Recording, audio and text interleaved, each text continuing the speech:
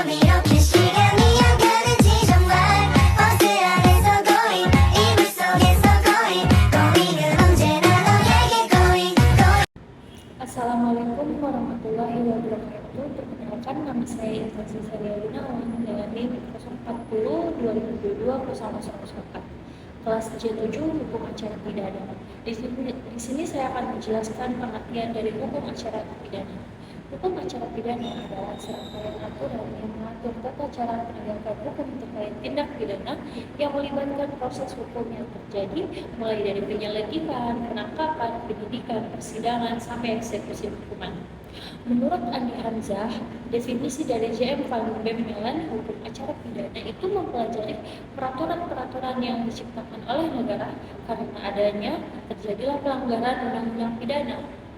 Tujuan dari hukum acara pidana itu sendiri yaitu yang pertama, menegakkan hukum untuk menciptakan tata tertib, keamanan, dan ketentraman di masyarakat.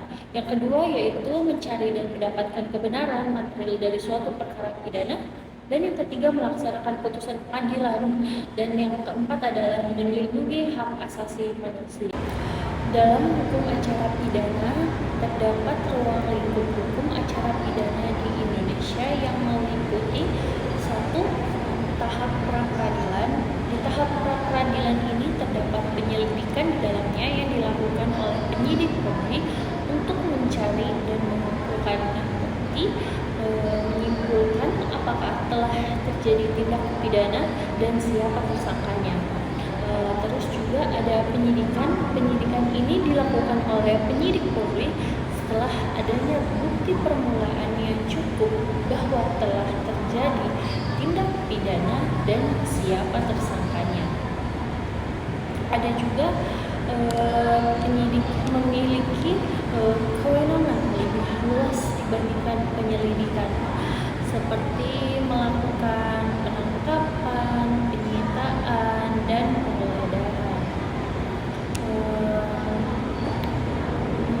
Yang ada juga penuntutan. Penuntutan ini dilakukan oleh jaksa penuntut umum untuk membawa perkara pidana ke persidangan.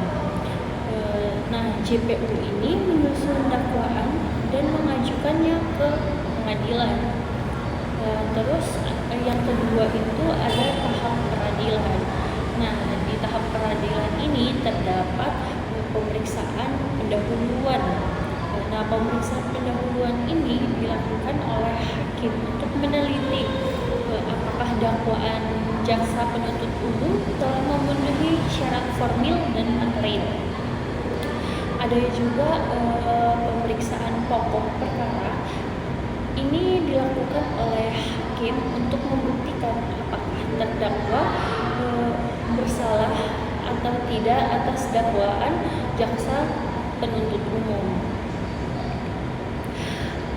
Dan juga ada pemeriksaan saksi. Pemeriksaan saksi ini dilakukan oleh hakim untuk mendengarkan keterangan saksi-saksi yang diajukan oleh JPU dan terdakwa. Terus ada juga pemeriksaan ahli dilakukan oleh hakim. Dia itu gunanya untuk mendengarkan keterangan ahli yang diajukan oleh jaksa penuntut umum dan terdakwa. Ada juga pembelaan. Pembelaan ini dilakukan oleh terdakwa atau penasihat hukumnya untuk membela diri terhadap dakwaan jaksa penuntut umum. Ada juga replik. Replik ini dilakukan oleh jaksa penuntut umum untuk membalas pembelaan terdakwa. Dan juga ada duplik. Duplik ini dilakukan oleh terdakwa atau penasihat hukumnya untuk membalas replik di jaksa penuntut umum. Ada juga putusan. Putusan ini dilakukan oleh hakim untuk menyatakan terdakwa bersalah atau tidak bersalah atas dakwaan jaksa penuntut umum.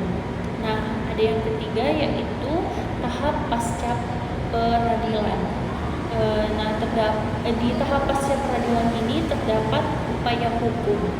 Upaya hukum terdakwa maupun jaksa penuntut umum dapat mengajukan upaya hukum terhadap putusan pengadilan seperti banding, kasasi, dan peninjauan kembali. Ada juga pelaksanaan putusan. Pelaksanaan putusan ini, putusan pengadilan yang telah berkekuatan hukum tetap dilaksanakan oleh pihak yang berwenang, seperti penahanan terpidana, pembayaran denda, dan restitusi kepada korban. Selain itu juga ruang lingkup hukum acara pidana juga mencakup perlindungan hak-hak tersangka dan terdakwa, yang dimana tersangka dan terdakwa berhak mendapatkan perlakuan yang adil dan tidak diskriminatif selama proses penyelesaian perkara pidana ini. Adapun juga peran dan aparat penegak hukum, di mana peran aparat penegak hukum ini, aparat penegak hukum seperti penyidik, penuntut umum, dan hakim harus melaksanakan tugasnya secara profesional, secara objektif, dan secara akuntabel. Terus ada juga keterbukaan persidangan. Keterbukaan persidangan di sini, persidangan pidana pada umumnya terbuka untuk umum, kecuali jika hakim memutuskan untuk menutupnya demi kepentingan umum. Terdapat juga asas-asas hukum acara pidana. Yang pertama ada asas praduga tak bersalah. Asas ini disebut dalam Undang-Undang Pokok Kekuasaan Kehakiman, sementara dalam KUHP terdapat dalam pasal 8.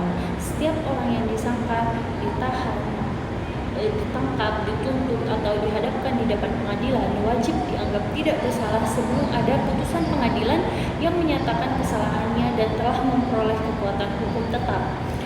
Asas ini mengandung utama perlindungan hak warga negara melalui proses hukum yang adil yang mencakup sekurang-kurangnya. Yang pertama, perlindungan dari perbuatan sewenang-wenangnya dari pejabat negara.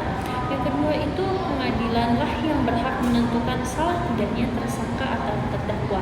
Yang ketiga, tersangka atau terdakwa diberikan jaminan untuk dapat membela dirinya sepenuhnya. Yang kedua itu ada asas peradilan yang bebas, sederhana, cepat, dan biaya ringan. Yang ketiga itu ada asas perlakuan yang sama pada semua orang di muka umum tanpa adanya perbedaan perlakuan atau yang biasa disebut dengan diskriminasi. Dalam melayani masyarakat, penegak hukum tidak boleh melakukan diskriminasi yang merupakan salah satu permasalahan HAM utama. Untuk diperlakukan sama di dalam hukum, khususnya dalam menikmati hak-hak. Di bawah ini terdapat hak untuk diperlakukan sama di mata hukum, hak untuk merasa aman dan perlindungan dari negara, dan ketiga dikecualikan asas otonomius pasal 35 huruf C. Yang ada juga asas peradilan yang terbuka untuk umum. Asas ini tidak dimaksud sebagai showcase baik dengan cara mempermalukan terdakwa atau untuk menakut-nakuti masyarakat. Ada juga asas ganti rugi dan rehabilitasi. Ia mengandung dua asas, yaitu hak warga negara untuk memperoleh kompensasi dalam bentuk ganti kerugian uang dan rehabilitasi, yaitu pemulihan nama.